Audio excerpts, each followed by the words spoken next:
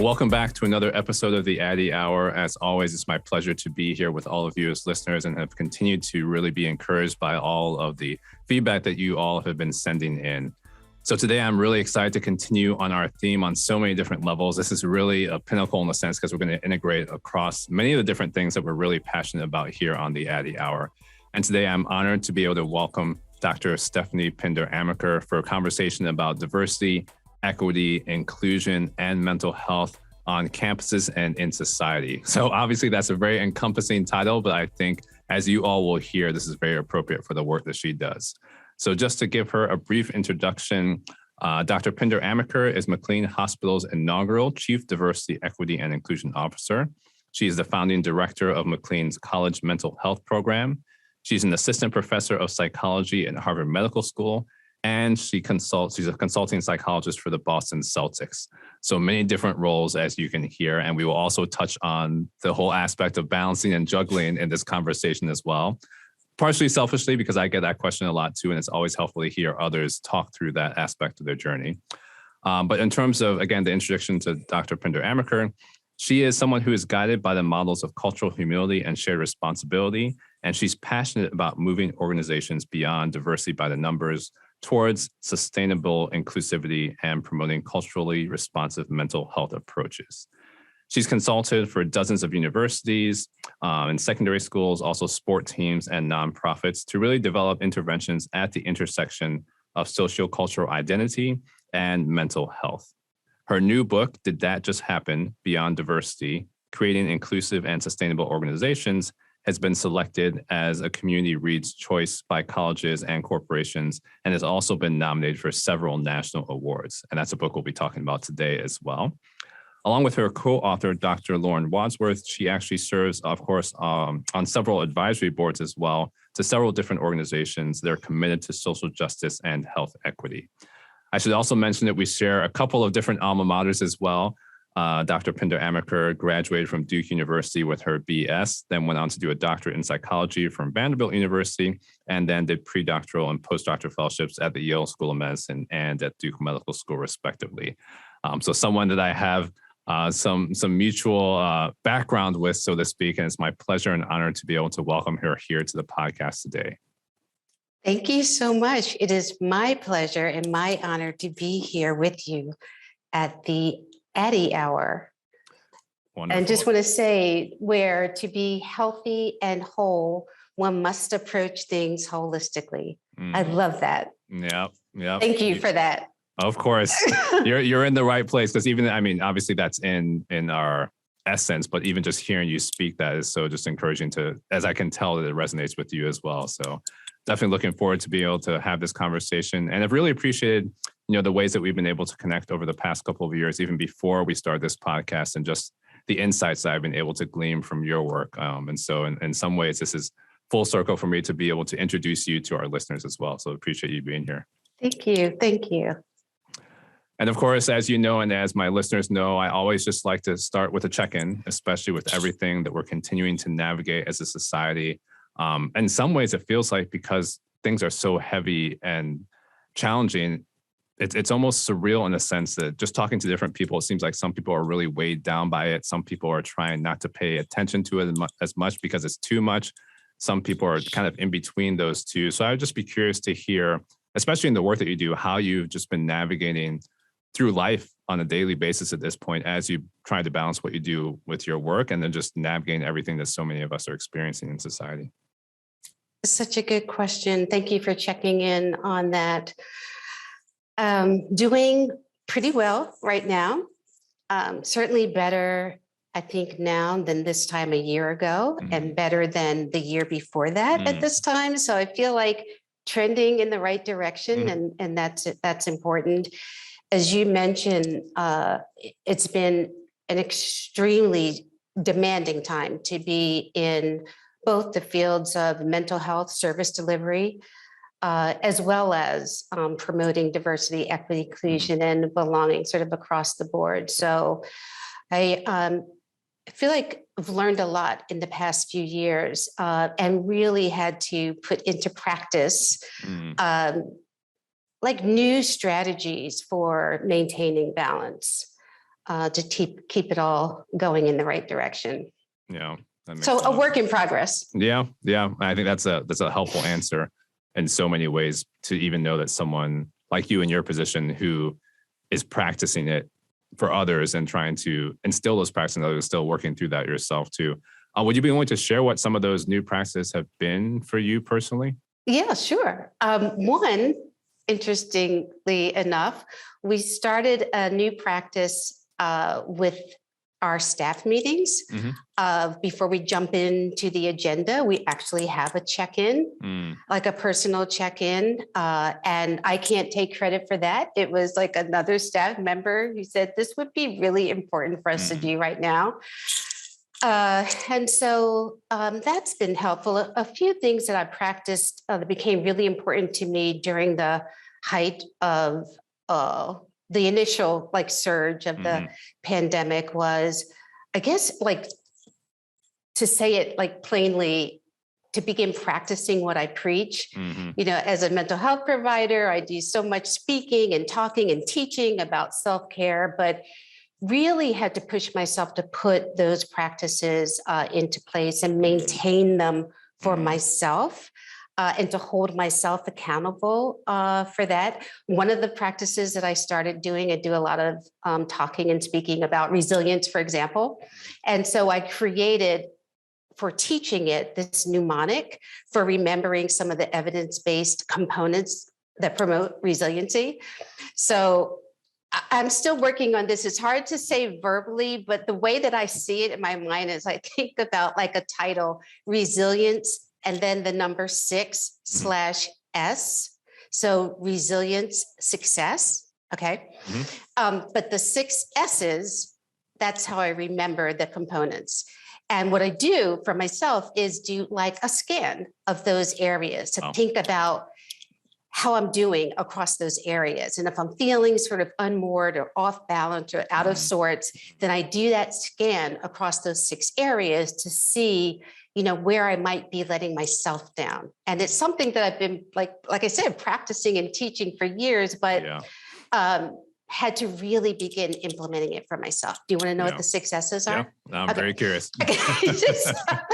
So structure, which don't typically have a challenge with that, but a lot of people did have a challenge with maintaining structure during the pandemic.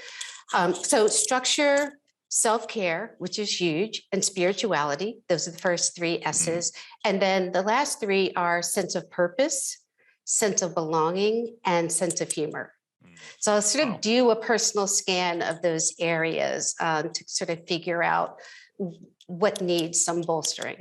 And it's been really helpful. And the other strategy I'm happy to share is so basic. It is just taking a walk, but a specific kind of walk. I read about it in the New York Times. They called it an awe walk. I was doing it before I saw the title of it. And all it is getting outdoors and just taking a walk and trying to discover something that you've never seen before. Just something you could be in awe of. And so pretty basic, but it's been helping. That's great. I mean, basic, but powerful in so many ways too.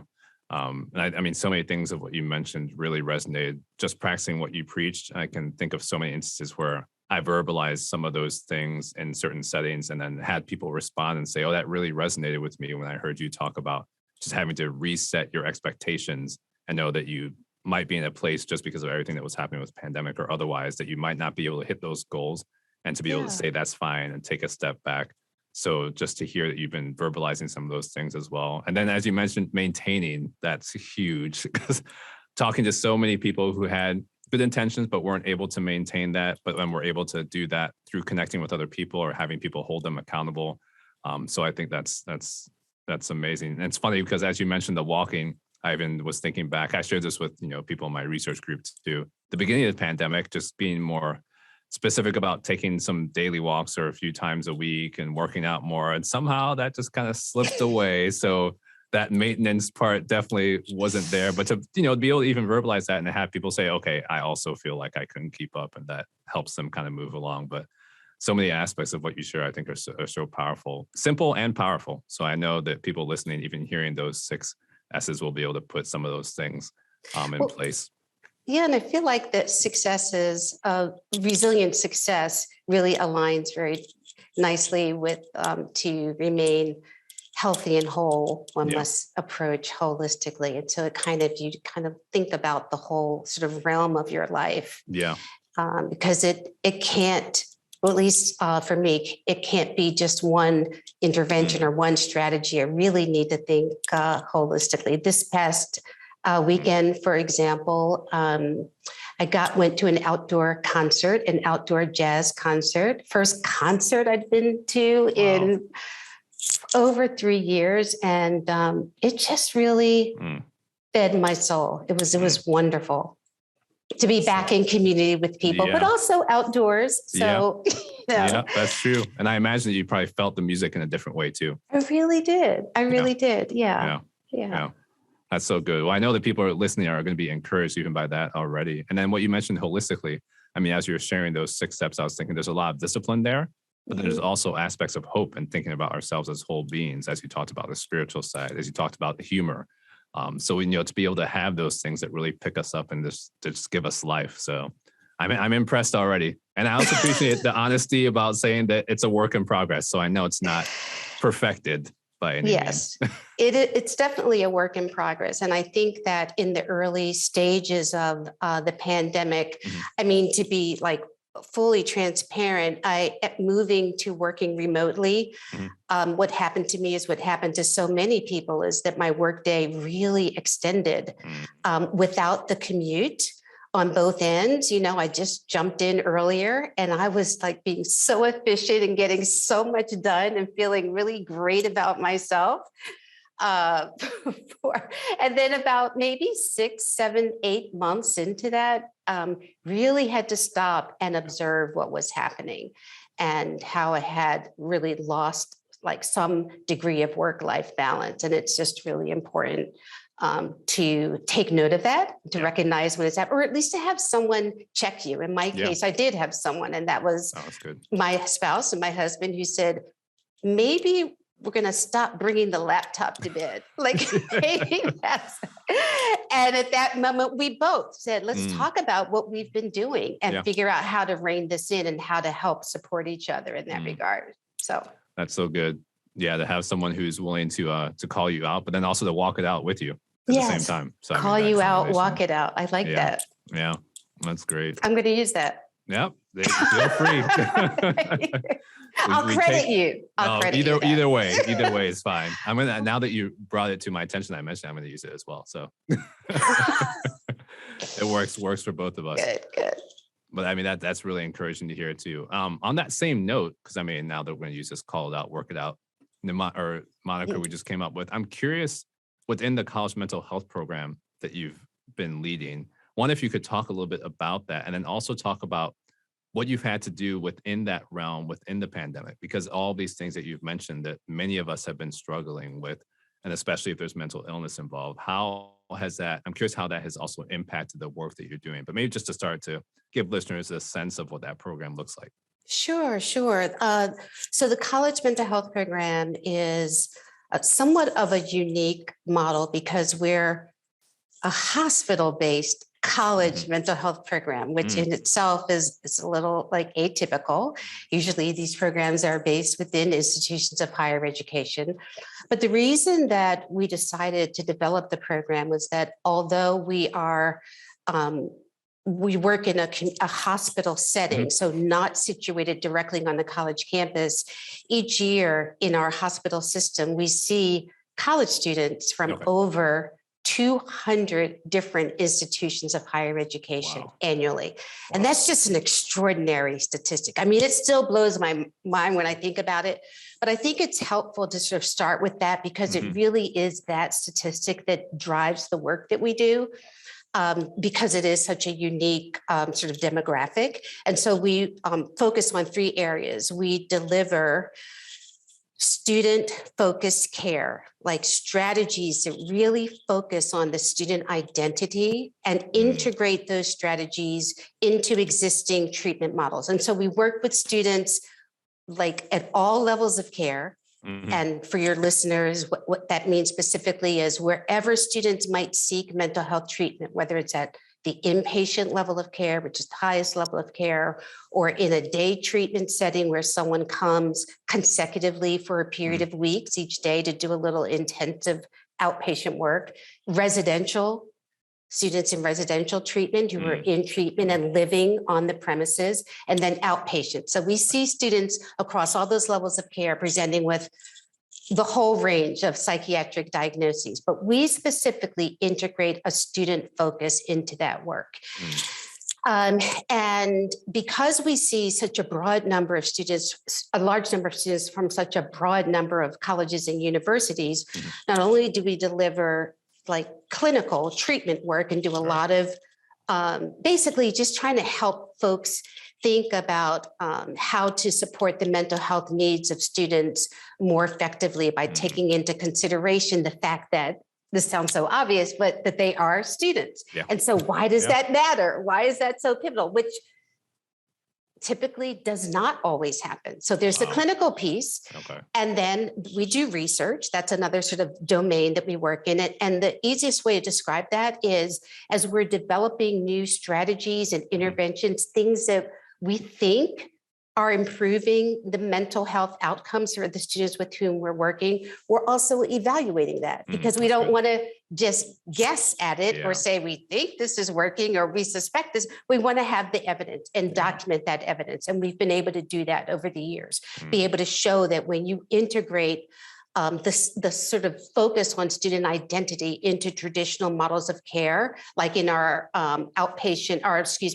our day treatment setting, that the students actually do better in terms of their level of reducing levels of depression and anxiety when that sort of focus has been integrated into care. So there's the treatment piece, there's the research piece, like, is this working? Is it not? And if not, let's figure out what does. Yeah. And then a really big piece of the work, which is constantly evolving, centers on the fact that we see students from all over the country. And that piece is we engage colleges and universities. So we provide consultation services to schools and essentially like really strengthening the relationship between the work that we do and the work that they're doing, and constantly putting our heads together to figure out what's working for the students that we actually share, and what's not working and what's needed. And so we develop new strategies, new interventions, new services in partnership and in collaborate, new policies,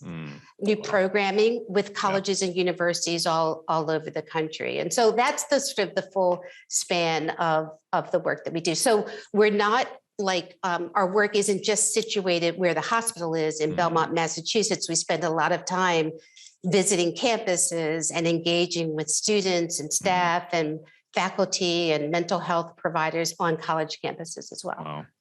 It sounds so comprehensive and so important on so many fronts, the way that you're really integrating across those pieces. Again, meet people where they are, which we've talked a lot about on this podcast, but then also be informed by whether the things and the practices and interventions are effective or not, but then also partnering with so many different entities as well. I'm curious, as you've done that, because you even talked about policy, how did you make inroads into that? Because it sounds like there's a level of trust that has to also develop there. One, to be able to listen and try and work together, and especially if that's going to move towards policy on campuses. So how has that piece come about for you to actually be effective? Dr. Addy, that is like you took the words out of, are you reading my mind? The most important thing and the very first thing that we had to do in developing the program was create a level of trust.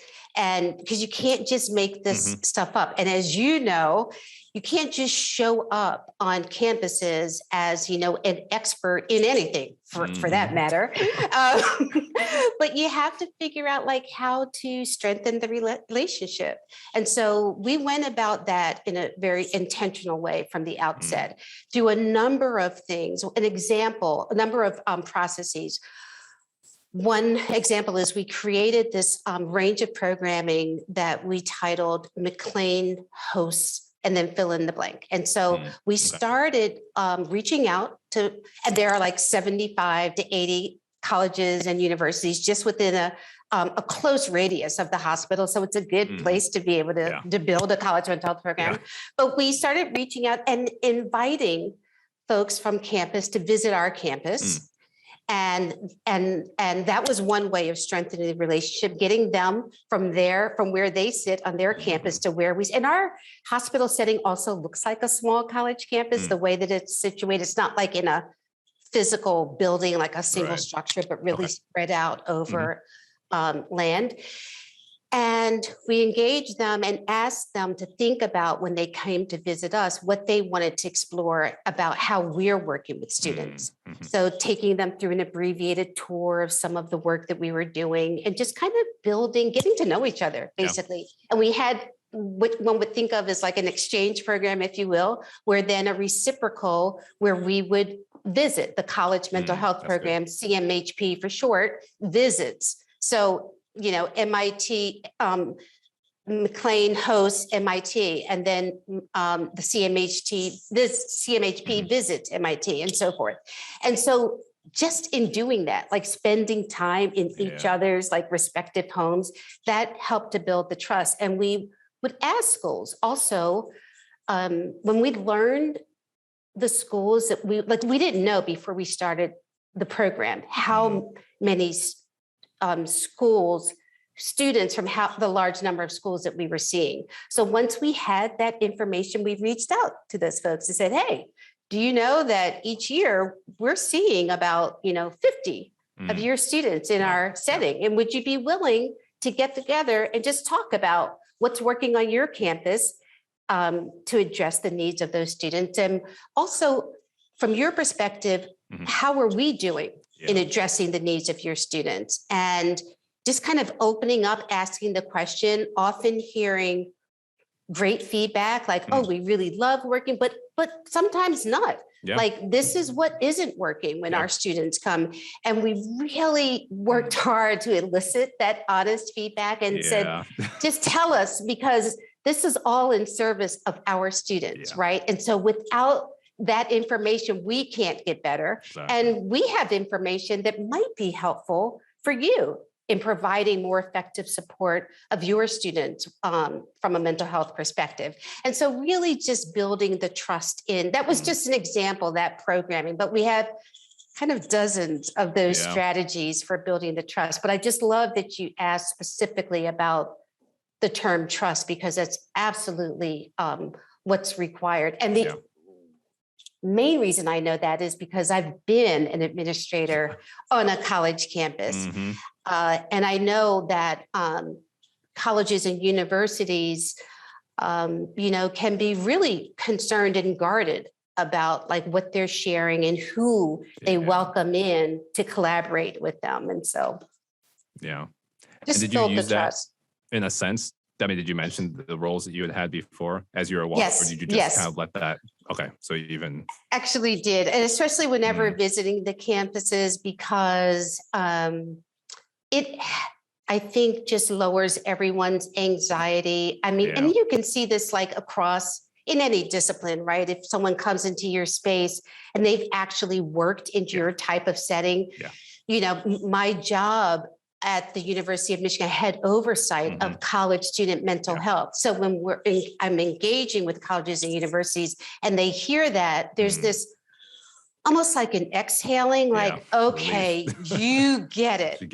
Like she gets it. We don't have to explain, exactly, because there's so many misconceptions about some of the challenges that are that people are facing regarding college student mental health. And so there's that piece of it. The other thing that I did in my administrative role previously when I worked at the University of Michigan as associate dean was also, I had oversight of critical incident management and developing like an approach and a structure and a strategy for anticipating and responding to crises on campus. It's another element of campus life and college life that people don't speak about very easily, because a whole range of things can happen that can be extremely challenging. So I think those two things combined really made and continue to make it easy for us to engage with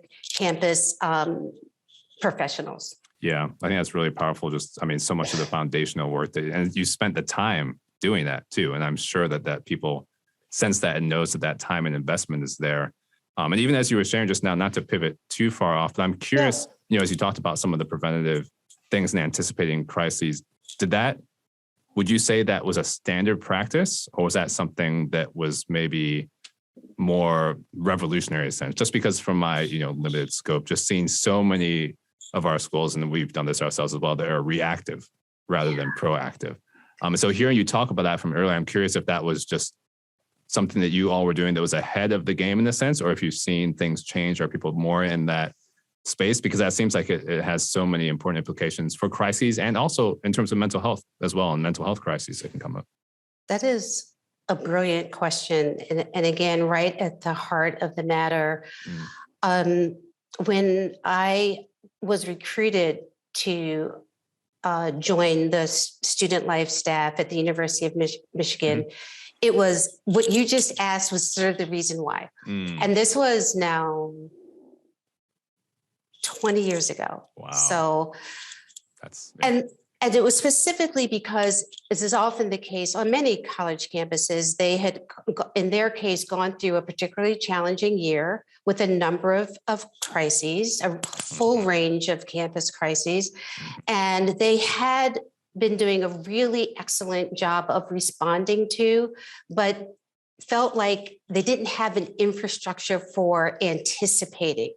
And also didn't have like a strategic response. The things that were very clear, there were some phenomenal people on the ground, like the vice president of student affairs, for example, and deans. And these are the people who sort of had in their heads what to do when a bad thing happens. And they were really, really good at it. And they would show up themselves to wherever and whatever, any time of day or night. And what they experienced at that particular year was that there was a real spike in incidents and a broad range of them, and that they couldn't catch their breath, that they felt like they were constantly putting out fires, this fire onto the next thing, and that there was no time to really stop and think about really a structure and a process. They had certain values and principles. The University of Michigan is a highly oriented towards social justice. So an example would be that, an approach to responding to crises would always be, by definition, multiculturally informed. That's just steeped into the fabric of, how the division of student life works and thinks at the organization. But how do you create that so that people can come into the system and understand what that looks like and document it and teach people so that, and then create an opportunity for the university to be more proactive in anticipating crises, so that we're out of that reactive mode, right? And able, not always, because there will always be emergencies, but in some instances, you can look 6 months down the road and say, oh, this controversial speaker is coming to campus. What are the things we can do now to prepare our institution to respond to what is going to be a really challenging situation more effectively? And you can do that for a whole range of crises that inevitably are going to happen at one point or another. So it really was about creating an infrastructure so people could get out of that reactive mode and feel more and be more proactive in anticipating and more thoughtful in responding to. We had a whole range of, anything could end up being a crisis on a college campus. One that sticks in my mind at the time was like the Asian Tsunami that happened at that time. And you're talking about a large university system with a significant international student population. That tsunami happened during a semester break. So many of our students were not on campus, but in their respective parts of the world. So just think about that, right? Like, how do How do you respond in a way that's going Mhm. to also be multiculturally responsive as well?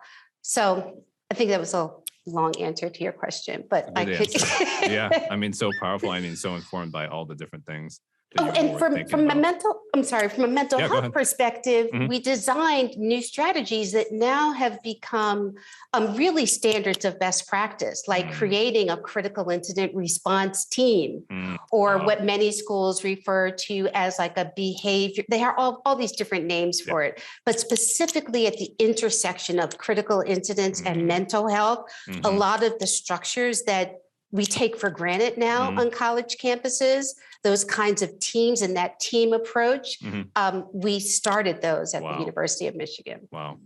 That's really encouraging to hear and to know the foundation of it as well, and the ways that you all were so forward thinking. I mean, even as you're sharing now, I think still so many things that we can learn from that. So again, just encouraged and not surprised to know that you had your hand in that, and just the team there, it seems like, was really intentional about that as well. Yeah.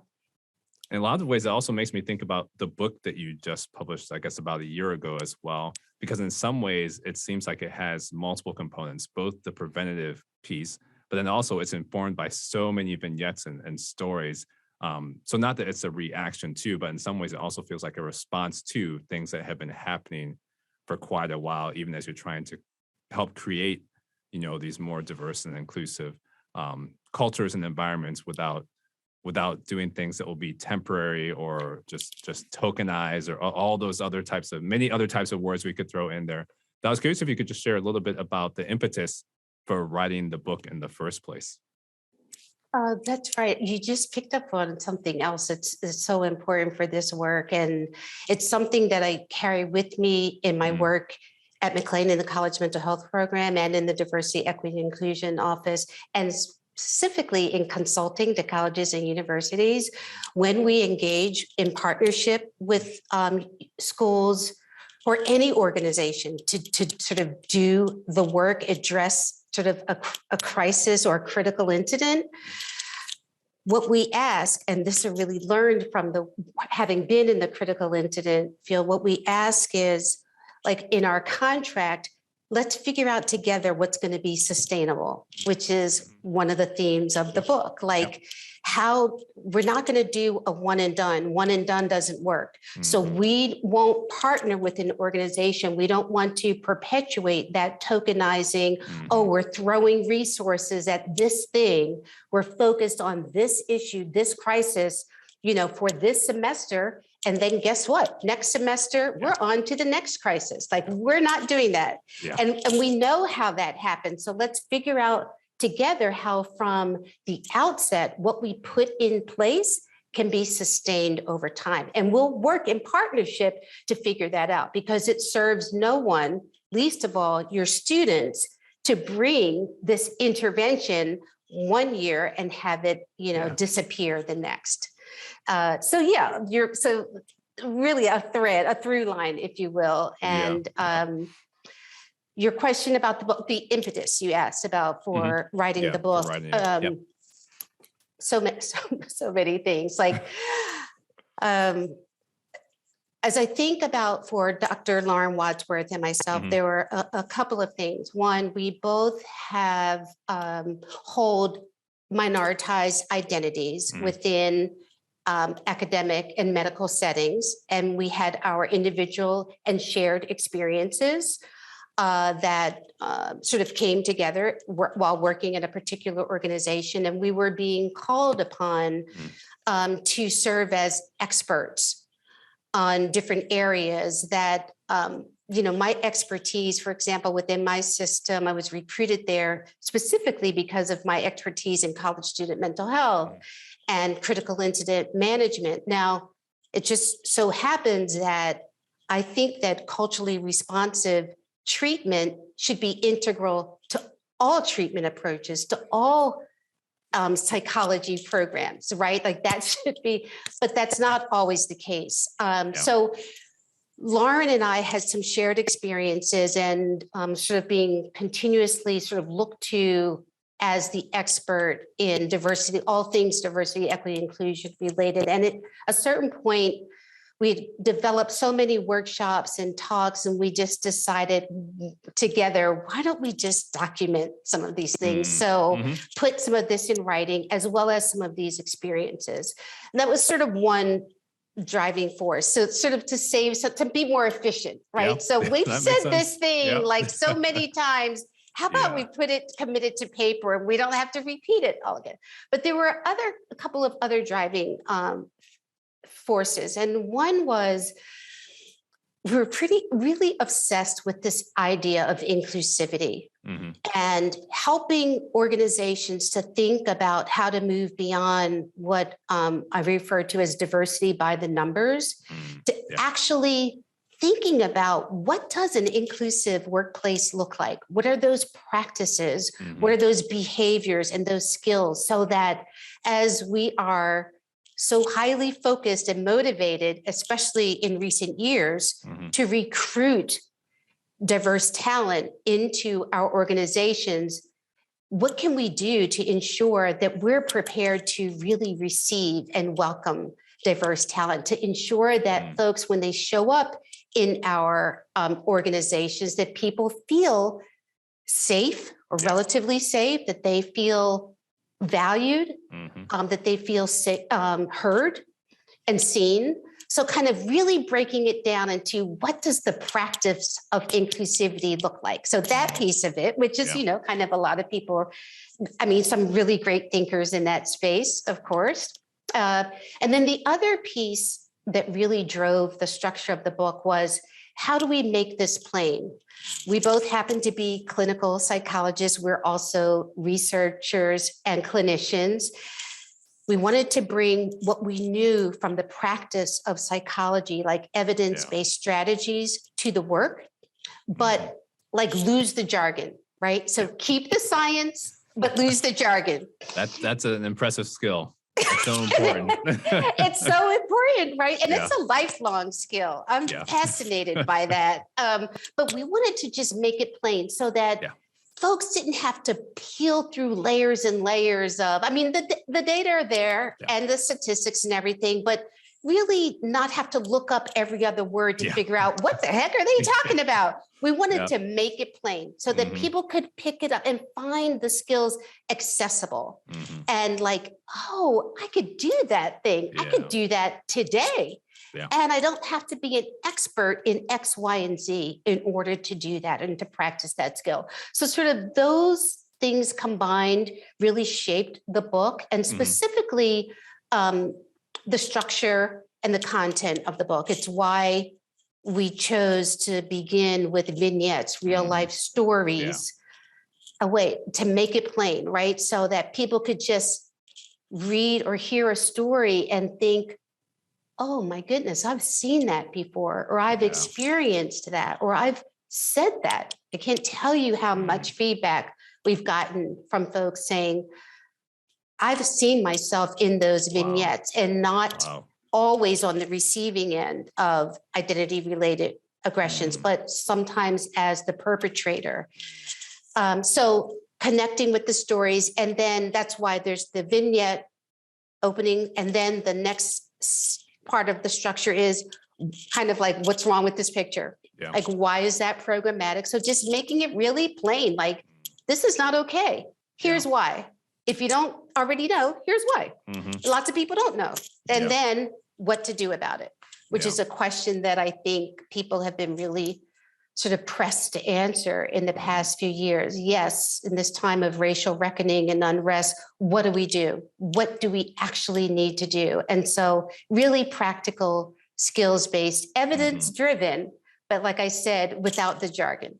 Yeah, that's really powerful on so many levels. And even that comment that you mentioned about some of the feedback that you're getting, people even realizing that they've maybe sometimes perpetuated things unknowingly.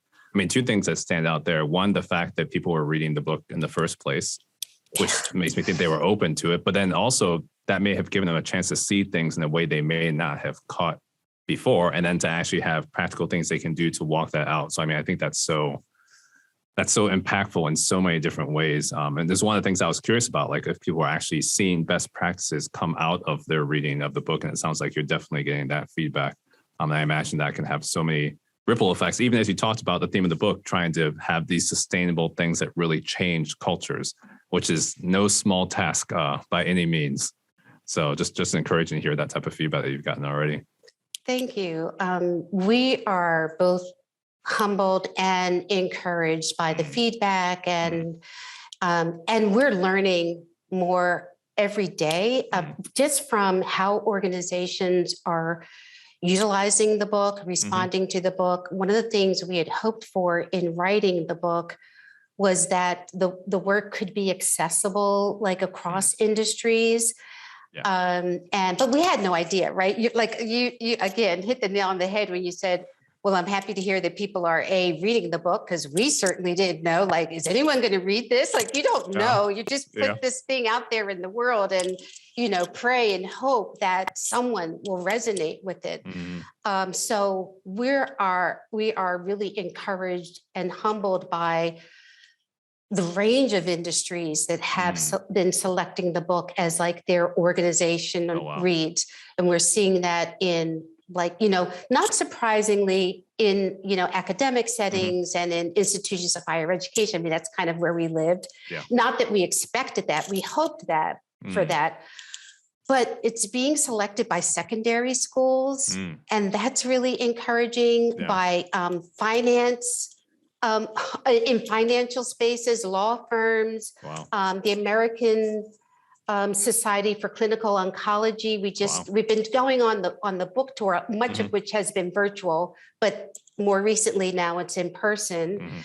And so we're learning so much because these types of organizations, again, across industries, theater, publishing, are selecting the book as their community reads, and then inviting us into this space. Research labs, the TIE Center at Yale was one but it's just such a different experience to go into the space where the entire workforce has been working with the book, and then they have a range of questions and issues and responses. Like, it's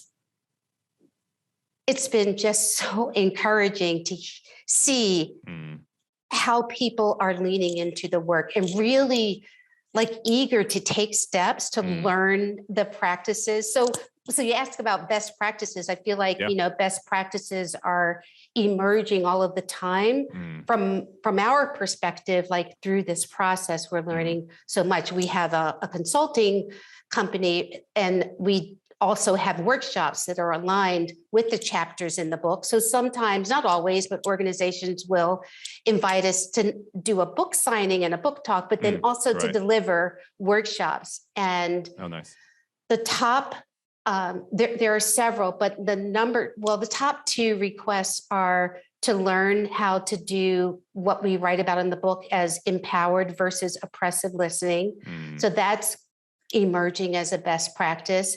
And then the other is, not surprisingly, how to recognize, respond to, and reduce the rate of identity-related aggressions, which is the term that we use to refer to microaggressions. So primarily it switches as time evolves, but right now those are the areas we're getting the most requests to come and help us think how to practice and learn these skills. Yeah, that does sound so encouraging. And I'm curious, for our listeners too, especially those who might not have heard the identity-related aggressions as well. Can you elaborate a little bit on that and why that term and not microaggressions, and where it has shifted in terms of your thinking and what you've seen from others as well? Yeah, and we're hearing lots about, what people think. Language is, I think, really important. And so the term microaggressions, there's been some, that refers to sort of everyday slights, often unintentional, that it sort of targeting an individual, some aspect of an individual social cultural identity. So maybe race, ethnicity, gender, sexual orientation, age, the whole range, but unintended everyday slights that create harm, over time. And so that term that's commonly known as microaggressions. And there's been a discussion, a lot of discourse over recent years about the term micro, which actually means several different things when you look at the people who coined the term. But some people were sort of pushing back against the micro part, feeling or believing that it minimizes the damage. And as we were writing the book, we were thinking that, you know, when the term microaggression was first introduced, that it was probably necessary to use a term like that to help people understand the harm and not feel like so guilty about it that they couldn't even delve into like why this is so problematic. But we feel like we're far enough in the field that we wanted to respond and eliminate the micro piece and really focus instead on the impact, centering the identities of individuals with frequently with marginalized and minoritized identities who are on the receiving end of these everyday slights and insults. And so we took out the micro and replaced it with identity-related aggressions to do two things, sort of remove that piece about, make sure there's no misconception. The impact of these behaviors is significant. It is major. It's really hurtful and harmful to people. So I coined the term IRAs, identity-related aggressions, also sort of picking up on the financial term, helping people to remember that the impact isn't in the individual insult, but it is in the accumulation of these everyday slights, that it accumulates over time, and the physical and the psychological impact on people really takes a toll, well-documented toll scientifically, and we really wanted to highlight that aspect of it. So I think that's so helpful. And just really, as you mentioned, things have shifted in time and just where we are. It sounds very appropriate to me, and just really just helps center, as you mentioned too. So I'm hopeful that, you know, you've probably gotten this feedback that's really helping people grasp it in a different way, in a new way as well. Because, you know, even hearing, you know, high school students talk about some of these things, those conversations have definitely come up in terms of the aspects with the word micro. So again, not surprised that you're at the forefront and thinking ahead for many of us and helping us really frame these in a really appropriate way. So definitely appreciate that as well. Well, I don't know that I'm at the forefront, but just definitely like on the journey, you know, together. Like it's just a shared journey, right? So we're all learning from each other, and we've been learning so much from like another. I'm thinking again about a best practice. One best practice that's been emerging that Lauren and I are learning a lot through this year of having been on the book tour is how important it is in organizations, companies, groups, to give people permission to name the ism we refer to, to like call a thing. And, you know, because historically we're really taught not to say these words and not to be able to talk about racism and sexism and transphobia and ageism and ableism, really taught not to say those things. We're more comfortable at this point naming sexism, I think, as a society, but stuck almost to the point of paralysis when it comes to naming racism. And that in itself, I think, is interesting and helpful to think about. But we're seeing how important it is to give folks permission to name the ism and also to practice. To like practice.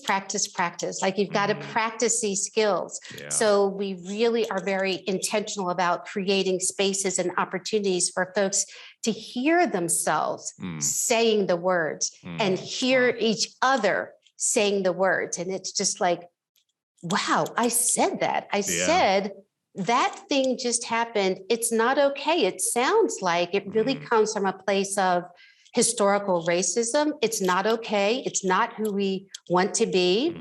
So let's figure out how to address it moving forward. I feel like that's been an emerging best practice. I can go on if you want to hear others. These are great.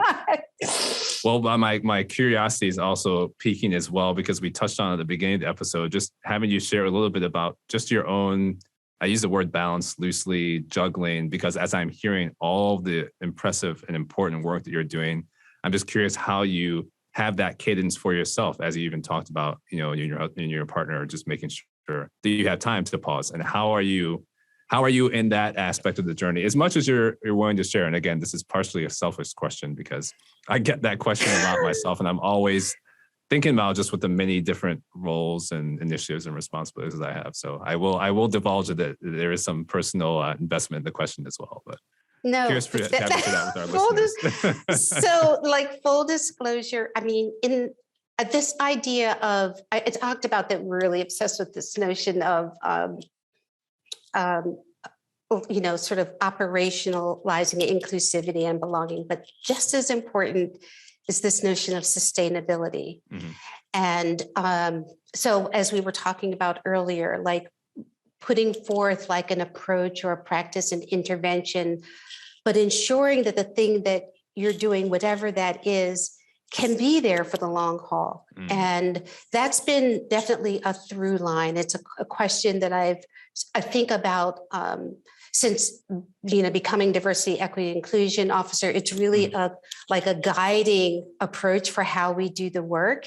In fact, even our core staff, as we're thinking about a solution or a response to something or a new program, we always routinely ask ourselves, is this thing sustainable? Mm. For ourselves, and for the organization. And if it's not, if we can't introduce it today and figure out how it's going to still be a thing in 6 months, in 6 years, then we're not going to do it. Because this really requires being in it for the long haul. And so just that one practice certainly has helped maintain like my own ability to stay in the work, like to continue to show up. And another sort of principle, it's not just like kind of talking about it, and it's going from teaching and talking about, but also to figuring out how to practice it. Mm-hmm. But I love this idea of shared responsibility for doing the work. And it truly has made it possible for me to like still be like a social justice activist. So when I assumed the role of the first diversity, equity, and inclusion officer for McLean, what we decided at the outset was we're going to do this, but we're going to do it with a model of shared responsibility. And good. What that means is it's not going to be my job, and it's not going to be the job of my or the DEIO office. Like the work isn't going to be marginalized. It isn't going to be in parallel to, that it has to be integrated. And that the whole organization, every member of the organization needs to be challenged to think about what their role is in promoting diversity. So really integrating it into, and it sounds like such a basic thing, like, yeah, of course, shared responsibility, we're all responsible, but actually creating culture shift so that people feel like, okay, I want to own responsibility for doing better, but then how do I do it? And creating a structure and a system for doing that has absolutely been a personal and professional lifesaver. Like had I not done that, I'd have burned out after year one. And that's not to say, as I mentioned at the outset, it is a work in progress. I am definitely a work in progress. And in that first year, I overextended myself in dozens of ways. And then another practice for sustaining has been like creating like a self-care partners. And sometimes at the end of the week in certain groups at work, we'll end the week with what our commitment to self-care, one self-care activity is going to be over the weekend. And then we begin the week by reporting back on what that thing is. We also, I mentioned we do checkouts. One thing that we do as part of our checkout within our multicultural psychology consultation team, our check-in. Did I say checkout?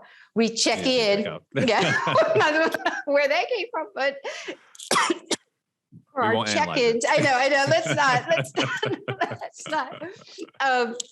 When we check in, we will also rate level of burnout. And we do that routinely on a scale of 1 to 5, with 5 being the highest level. routinely. And it's just been a really nice practice, one to sort of, because it's makes me specifically pause and think, how am I doing? Yeah. And integrating that practice, it's part of the agenda. It's not something that's hit or miss. We do it like every single time we meet. What's the level of burnout? And then we ask, like, if the level is 3 or higher, is there something you need from the group or the organization?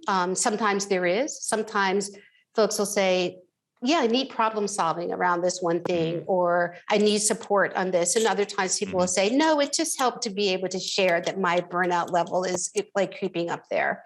Yeah.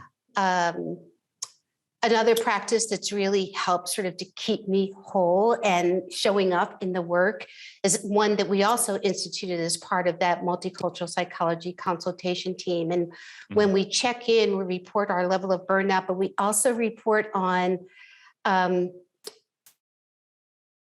upstander moments that we have observed in the prior week, both like seized, like upstander moments where either you or you witness someone else really lean in and be effective as an upstander in responding to an identity-related aggression. And we also report on missed opportunities. And sometimes those missed opportunities will be opportunities that we ourselves, like, this happened and I really missed the moment. And I want to like name that. And that's been surprisingly very rejuvenating. Often what happens in the group is that people will get acknowledged for upstander moments that they didn't even realize were so impactful. Wow. And, so it's really positively reinforcing the work. Yeah, there's so many good practical tips in there too. And again, I just love the way that it's balanced between the times when things have gone well and the times where there's still room for growth.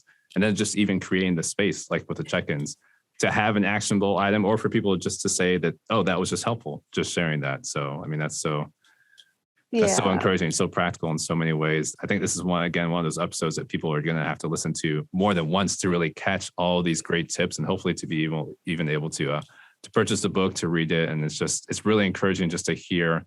I mean, I know this is a foundation of years, that none of these things just popped up at any specific point in time, but you've really laid a foundation with the different roles that you've had with your career experiences, with your life experiences. And I'm just grateful for the ways that you've shared that with our listeners, and the ways that you're sharing that across so many different realms, as you mentioned, institutions and environments and educational systems. So just really encouraging to hear what you're doing. And I'm grateful that I've been able to have you here to share that with our listeners as well. And as I mentioned at the onset, I've been able to glean from it as well. And it's definitely impacted my thinking and how we've even gone about things on this Addy Hour podcast. So definitely appreciate you being here. Any last words you've shared so much already, but any last words of wisdom or things that you want to leave our listeners with in particular? Thank you. Well, first of all, thank you for having me. I always love our conversations, and I was really looking forward. And I just love what you're doing in this space, in addition to all of the other spaces in which you are like such an inspiration.